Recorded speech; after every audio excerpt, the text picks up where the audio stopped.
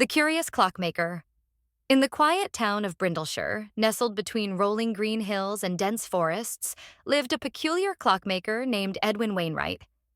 His shop, Timeless Treasures, stood at the corner of the cobbled marketplace, filled with clocks of all shapes and sizes.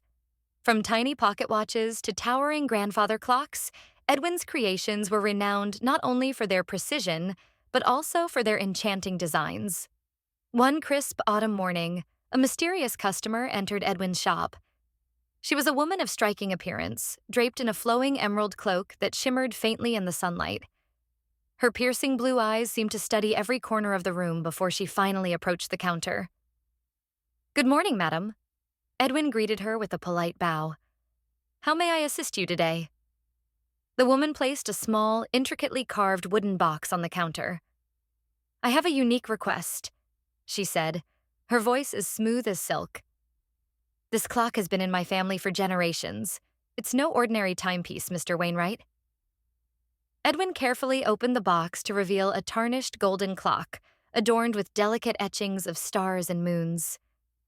Despite its age, the craftsmanship was exquisite. But something else caught Edwin's attention. The clock's hands were moving backward. "Fascinating," Edwin murmured, examining the clock closely. "It seems to be counting down. Do you know what it's meant for?" The woman hesitated before replying. "Legend has it that this clock can alter time.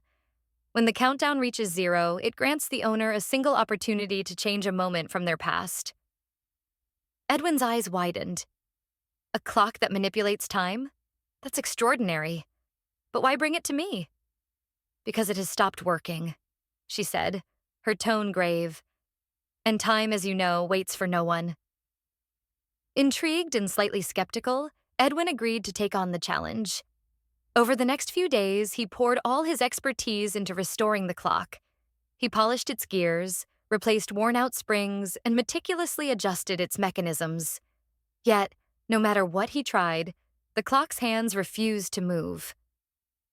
Late one night, as the rain pattered against his workshop windows, Edwin decided to take a break. He sat by the fireplace, the enigmatic clock resting on the table beside him. He couldn't help but wonder, if the legend were true, what moment from his past would he change? Edwin's thoughts drifted to his late wife, Clara, whose laughter once filled his days with joy. She had passed away years ago in a tragic accident, leaving him with an ache that never quite healed. If the clock could truly alter time, could he bring her back?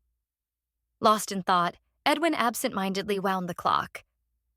To his astonishment, its hands began to move.